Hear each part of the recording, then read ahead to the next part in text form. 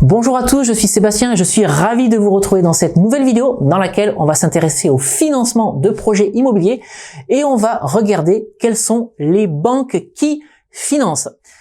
Mais avant tout ça, si vous vous retrouvez pour la première fois sur cette chaîne YouTube, eh bien, je vous souhaite la bienvenue. Je suis ravi de vous accueillir.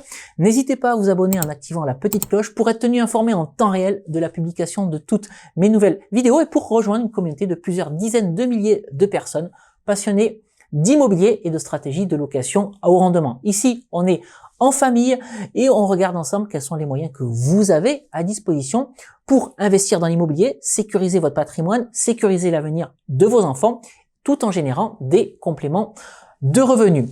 Et puis, encore une fois, si vous êtes ici pour la première fois sur cette chaîne, je vous offre un package de bienvenue. C'est mon cadeau d'accueil. Vous avez 2 e-books, Convaincre la banque, mode d'emploi et doubler son salaire avec la location courte durée, ainsi qu'une formation de plus de 2h30 qui vous explique les mécaniques de l'immobilier, de la recherche du bien, du mode de financement, de l'imposition à l'exploitation et aux stratégies de location qui vous permettent de générer de gros revenus locatifs tout en minimisant le risque. Pour accéder à ce package de bienvenue, c'est très simple. Vous regardez la description juste en dessous de cette vidéo et vous avez également les petites fiches qui apparaissent en haut à droite de votre écran. Donc si vous êtes ici aujourd'hui, c'est que vous avez envie d'investir dans l'immobilier et quand on souhaite investir dans l'immobilier, le nerf de la guerre, c'est le financement. Quelles sont les banques qui financent? Quelles sont les banques qui vont financer votre projet immobilier? Eh bien, essayons d'y voir plus clair. De base, ce qu'il faut savoir, c'est quand même toutes les banques financent. Il n'y a aucune banque qui n'a jamais accordé un crédit immobilier. Ce qu'il faut savoir également de notre côté, c'est que en tant qu'investisseur immobilier, on a un gros appétit. Si vous avez déjà investi dans l'immobilier, vous savez de quoi je parle. Vous avez réalisé une première opération, une deuxième, et puis vous avez envie d'en réaliser une troisième, une quatrième, une cinquième, etc. Si vous n'avez jamais encore investi, vous allez voir que vous allez y prendre rapidement goût. Et à partir du moment où on y prend goût, à partir du moment où on a envie d'enchaîner les opérations, eh bien, on va rentrer pour les banques dans des profils dits risqués.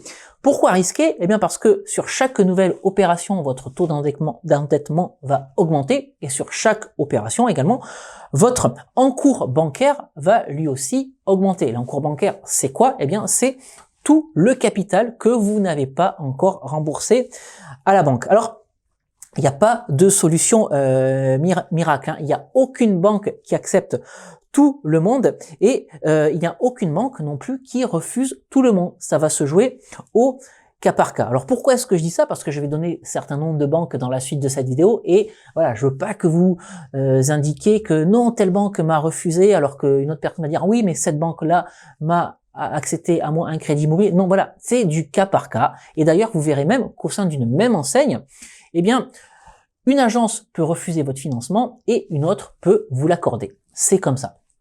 Alors, parmi les banques qui vont être les plus sensibles au profil investisseur, et quand je dis plus sensibles, c'est-à-dire les banques qui vont plus facilement prêter aux investisseurs, on va trouver des banques comme le Crédit Mutuel, comme le CIC ou encore comme la CaixaBank. Et parmi les banques qui vont être les plus difficiles à convaincre, eh bien, on va trouver la Caisse d'épargne. Alors, pour autant, rappelez-vous ce que je vous ai dit, ça ne veut pas dire que le Crédit Mutuel ou le CIC vous financeront toujours, alors que la Caisse d'épargne ne vous financera jamais. Loin de là, encore une fois, comme je le disais, chaque cas est particulier. Toutes les banques ont déjà financé des projets immobiliers. Par contre, ce qu'il faut savoir, eh bien, c'est que il y a plusieurs facteurs, au-delà de la banque, au-delà de l'enseigne, qui vont influer sur l'obtention du prêt, plusieurs facteurs qui vont vous permettre de décrocher, oui ou non, votre financement. Le premier facteur qui va vous permettre de décrocher votre financement, c'est le facteur humain. Quand on investit dans l'immobilier, qu'on va voir son banquier, le feeling il est bon ou il est pas bon. Et forcément, si le feeling est bon, eh bien, ça va être beaucoup plus facile d'obtenir son financement. Donc, si le feeling passe avec votre conseiller bancaire, c'est déjà une première étape qui est gagnée. Ensuite, la seconde manière de mettre toutes les chances de votre côté, eh bien, c'est de présenter un bon dossier. Moi, je vous invite toujours à aller en rendez-vous bancaire avec un business plan. Et je vais vous montrer à quoi correspond un business plan. Voilà, ça c'est le type de business plan que je propose systématiquement lorsque je vais en rendez-vous bancaire pour convaincre mon banquier, c'est un document qui fait une 50aine de pages. Il y a mon profil, pourquoi j'investis dans l'immobilier, l'adresse du bien, quels sont les avantages de l'adresse du bien. Je montre des choses sur ce que j'ai déjà réalisé dans l'immobilier. Il y a des tableaux comme ça, vous voyez. Il y a également des graphiques, voilà, comme ça, qui montrent à mon banquier des projections sur 5 ans. Le but, encore une fois, c'est de montrer à mon banquier que je maîtrise ce que je fais et je mets toutes les chances de mon côté pour obtenir mon financement. Il faut partir du principe que votre conseiller bancaire, en fait, il n'a jamais investi, il connaît rien dans l'immobilier et que votre conseiller bancaire, c'est pas un entrepreneur. Donc, allez-y avec un document comme ça, eh bien, c'est une manière de mettre toutes les chances de votre côté. Si ce document vous intéresse, eh bien, je vous invite à regarder la description juste en dessous de cette vidéo. Il y a un lien qui s'appelle Convaincre la banque et dans ce lien Convaincre la banque, vous aurez accès à ce business plan.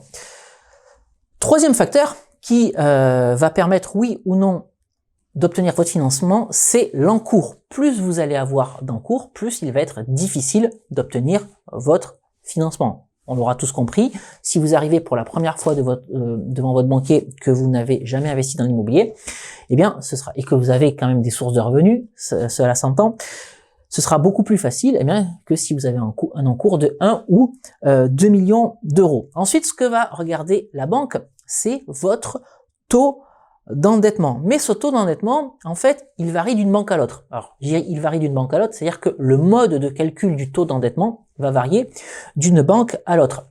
Il y a des banques qui vont utiliser la méthode de calcul par le taux d'endettement compensé et d'autres banques qui vont utiliser le calcul de ce taux par le taux d'endettement non compensé. Là, ça dépend, encore une fois, des établissements bancaires.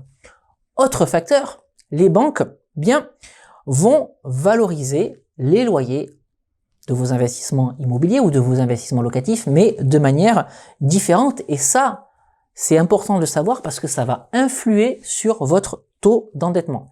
Généralement, les banques, vont valoriser 70% de vos loyers. Ça veut dire quoi? Ça veut dire que si vous avez un loyer de 1000 euros, eh bien, la banque ne valorisera que 700 euros parce qu'elle considère que les 300 euros manquants servent à payer la taxe foncière, les diverses assurances et les charges de copropriété. Cette moyenne, elle est donc à 70%, mais ce qu'il faut savoir, c'est qu'il y a certaines banques qui valorisent jusqu'à 85%, donc c'est quand même beaucoup plus favorable et ça permet d'avoir un taux d'endettement qui grimpe moins vite, mais d'autres banques, et c'est le cas de la caisse d'épargne, elles, par exemple, ne le valorisent qu'à 50%. Donc vous voyez que même avec la même règle de calcul du taux d'endettement, eh bien, ce taux d'endettement va grimper beaucoup plus vite avec la caisse d'épargne qu'une autre banque qui valorisera vos loyers à hauteur de 85%. Autre chose aussi, c'est que vous allez obtenir plus facilement votre prêt en fonction de la période à laquelle vous allez aller le chercher. Généralement, c'est plus facile en début d'année parce que tous les quotas des banques sont ouverts. Forcément, en début d'année, eh bien, elles ont des objectifs à remplir, donc ça va être la meilleure période pour aller décrocher votre crédit immobilier. Ce qui va jouer également en votre faveur, c'est l'apport. Forcément, plus vous allez mettre d'apport, moins le projet va être risqué vis-à-vis de la banque et plus facilement vous pourrez obtenir votre crédit immobilier.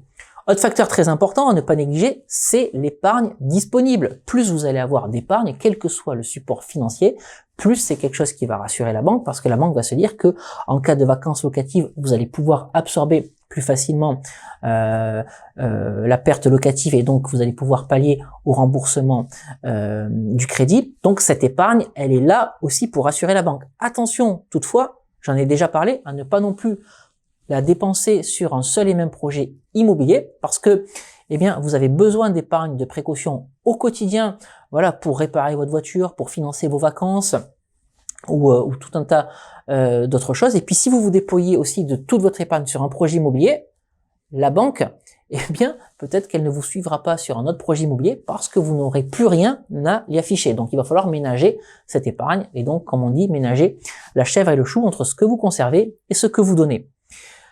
Autre facteur aussi qui va jouer en votre faveur pour déclencher le crédit immobilier ou l'obtention de ce crédit immobilier, eh bien, c'est les opérations que vous avez déjà effectuées.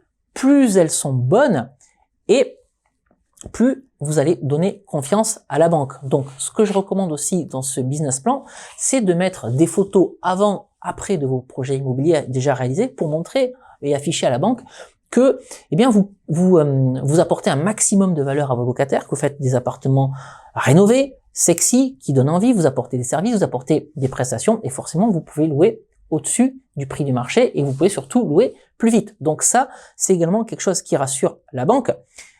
Et autre chose qui est très important aussi, c'est que la banque, c'est pas juste une institution qui délivre du crédit, qui délivre du crédit. Le banquier, c'est aussi un commerçant. Alors, il gagne de l'argent en vous donnant un crédit immobilier, pas beaucoup vu les taux actuels. Donc, il va falloir compenser par autre chose. Donc, vous pouvez eh bien prendre des services complémentaires auprès de votre banque. C'est quoi les services complémentaires? Eh bien, c'est des cartes bancaires, par exemple, les assurances de prêt, les prendre auprès de votre banque, prendre des assurances propriétaires non occupants, prendre des produits financiers, assurance vie, etc., etc. Alors, pour conclure cette vidéo, ce que je peux vous dire, c'est que de mon point de vue, le premier partenaire bancaire à consulter, eh bien, c'est votre propre banque. Et si elle refuse, eh bien, de vous accorder le crédit, n'hésitez pas à faire ce que j'appelle la tournée des banques, sachant que, rappelez-vous, au sein d'une même enseigne, vous pouvez avoir un refus et vous pouvez avoir votre accord. Et ensuite, ce que je vous conseille de faire, c'est d'établir une relation de confiance dans la durée. Voilà quelles sont les banques qui financent. J'ai donné quelques noms dans cette vidéo, mais encore une fois, ne prenez pas ça pour argent comptant. J'ai donné certaines banques, j'ai cité certaines banques dans cette vidéo. Certainement que certains d'entre vous ont eu des refus sur ces banques-là, et à l'inverse, j'ai donné des banques sur lesquelles les conditions d'octroi de prêt étaient plus difficiles, mais il y a fort à parier que certains d'entre vous ont pu financer leurs projets dans ces mêmes banques, et heureusement d'ailleurs, je suis content pour vous. Voilà, écoutez, j'espère que cette vidéo vous aura plu. Si c'est le cas, bien n'hésitez pas à la liker, n'hésitez pas à la partager. Si vous souhaitez en savoir plus sur les coulisses de ce que je fais au quotidien, je vous invite à vous abonner à mon compte Instagram. Je partage avec vous ce que je fais au quotidien, aussi bien sur mes chantiers immobiliers que dans la préparation des vidéos.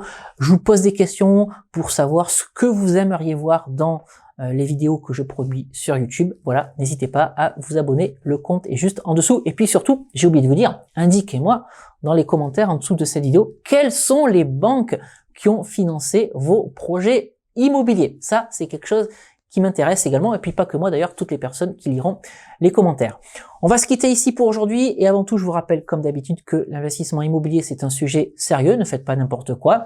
Assurez-vous de faire les choses correctement, ça vous engage sur 15 ans, 20 ans, 25 ans parfois, sur plusieurs dizaines ou plusieurs centaines de milliers d'euros. Faites les choses correctement et tout ira bien. Allez, ce coup-ci, je vous quitte et on se retrouve très prochainement pour une nouvelle vidéo. À très bientôt. Ciao.